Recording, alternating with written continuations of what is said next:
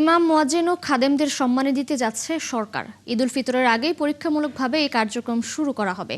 একই সঙ্গে হিন্দু, বৌদ্ধ ও খ্রিস্টান ধর্মীয় উপাসনালয়ের দায়িত্বপ্রাপ্ত ব্যক্তিরাও এই সম্মানী সুবিধার আওতায় আসছেন।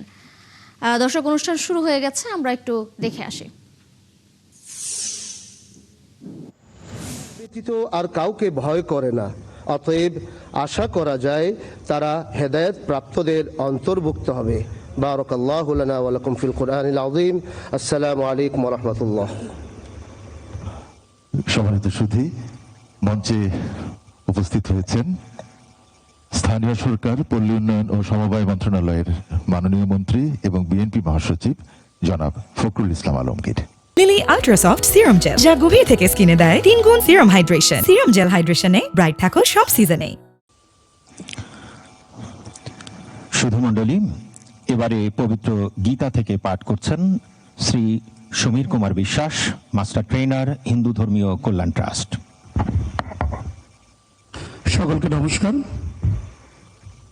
ওম তৎসৎ। ওম অজ্ঞানতিমিরন্ধস্য জ্ঞানাঞ্জনশলাকয়া চক্ষুरुन्मीलितं येन তস্मै শ্রীগুরবে নমঃ। মূকং করোতি বাচালং পঙ্গুং লঙ্ঘয়তে গিরিম यत्कृपातामहं वन्दे परमानन्दमाधवम्।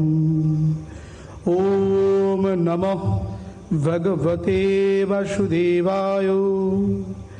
अथो श्रीमद्भगवद्गीता चतुर्थ अध्याय ज्ञान योगः।